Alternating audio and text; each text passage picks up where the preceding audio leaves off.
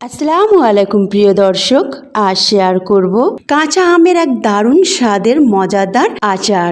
এই আচারটি আপনারা একবার বানালে অন্য আচার ভুলেই যাবেন। তেল ছাড়া, রোদে দেবার ঝামেলা ছাড়াই এই আচারটি বানাতে পারবেন। আর এতটা টেস্টি, আপনারা যাদেরকে খাওয়াবেন তারা কিন্তু আপনার থেকে রেসিপিটি জানতে চাইবে। আর এই আচারটি সারা বছর সংরক্ষণ করে রাখতে পারবেন, কোনোভাবেই এটা খারাপ হবে না। তো আজকের রেসিপি যদি ভালো লাগে অবশ্যই লাইক, শেয়ার, কমেন্ট করতে ভুলবেন না। তার সাথে সাবস্ক্রাইব করে পাশে থাকা বেল আইকনটি ক্লিক করবেন। তার সাথে এইরকম মজার মজার রেসিপি যদি পেতে চান, উপরে আই বাটন আর এন্ড স্ক্রিন চেক করে দেখে নিতে পারেন। বিসমিল্লাহির রহমানির রহিম। এখানে দুটো কাঁচা আম নিয়েছি। আমি অল্প মাত্রায় আপনাদেরকে বানিয়ে দেখাচ্ছি। এই আমটার ওজন হবে প্রায় 250 গ্রাম। এটা আমাদের গাছের টাটকা আম। এটাকে ভালো করে ধুয়ে নিয়েছিলাম, তারপরে খোসাটাকে ছাড়িয়ে আর এইভাবে আমি কেটে কেটে নিচ্ছি। দেখুন, ভিতরের আটিটা কিন্তু খুব একটা বেশি শক্ত হয়নি। এরকমও আপনারা আম নিতে পারেন, বা এর থেকে একটু বেশ শক্ত হয়ে যাবে আটিটা, সেই রকমও নিতে পারেন। তবে এর থেকে কচি আম নেবেন না।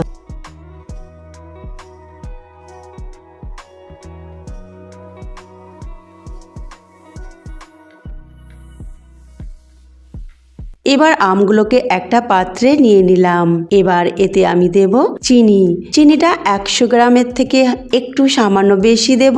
আর দেব এতে 1 চামচ ভিনেগার আর একটু লবণ। আপনারা চাইলে চিনি একটু বেশিও দিতে পারেন, তবে আমি যতটা দিচ্ছি তাতেই কিন্তু আচারটা দারুণ হবে। তবে চিনি কোনো মতে কম দেবেন না, বেশি হলে কোনো অসুবিধা নেই। এবার ভালো করে মিশিয়ে নিলাম। আর মিশিয়ে নিয়ে একটা কাজ করতে হবে, এটা ঢাকনা চাপা দিয়ে প্রায় 1 ঘন্টার মতো রেখে দিতে হবে।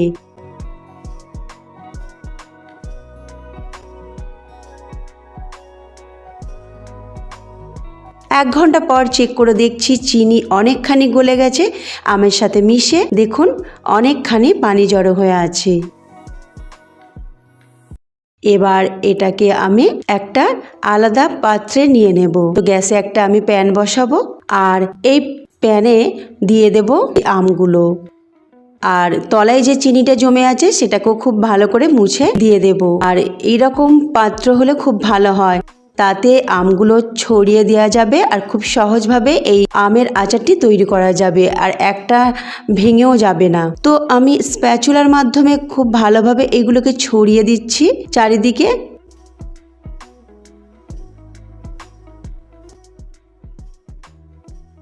এবার আমি দেব 1 চুটকি হলুদ।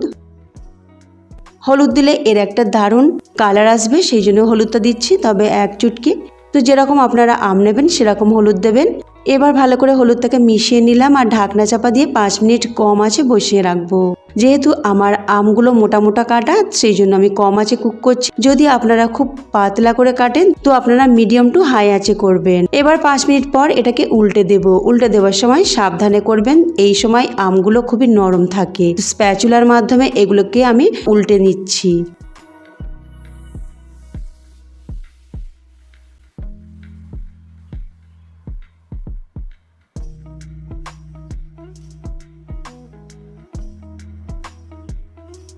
সবগুলো আমার উল্টে নেওয়া হয়ে গেছে। এবার ঢাকনা চাপা দিয়ে আরো 5 মিনিট এটাকে রান্না করব।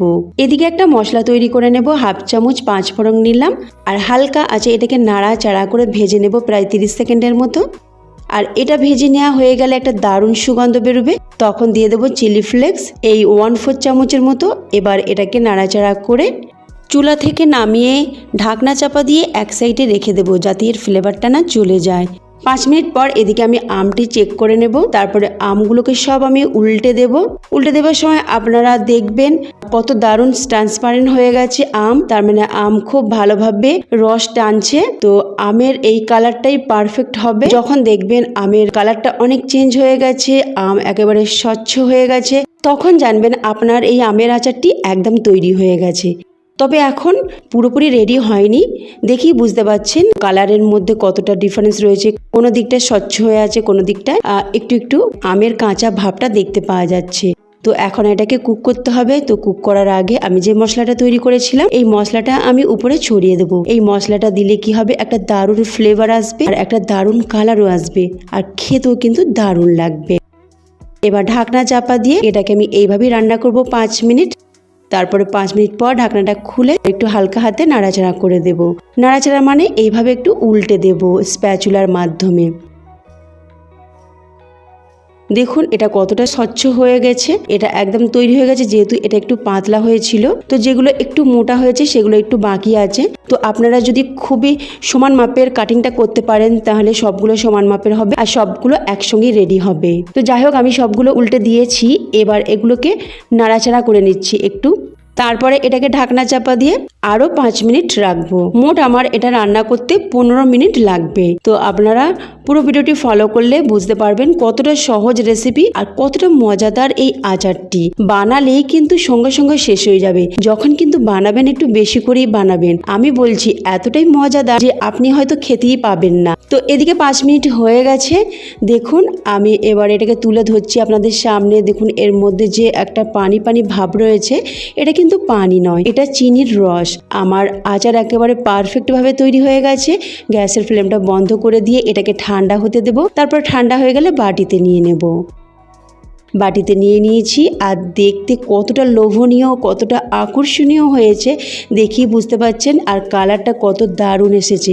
খেতে কিন্তু খুবই ভালো লাগে। আমার তো খুবই ভালো লেগেছে ভাতের সাথে খেতে। তো আপনারা আপনাদের পছন্দ মতো যে কোনো খাবারের সাথে খেতে পারবেন বা এমনিও খেতে পারবেন। দেখুন এটা ঠান্ডা হবার পর অনেকখানি শক্তও হয়ে গেছে। এগুলো এইরকমই থাকবে, ভেঙে যাবে না আর অনেক দিন পর্যন্ত ভালোও থাকবে। তো ফ্রেন্ডস, আজকের রেসিপি ভালো লাগলে অবশ্যই লাইক, শেয়ার, কমেন্ট করবেন। আল্লাহ হাফিজ।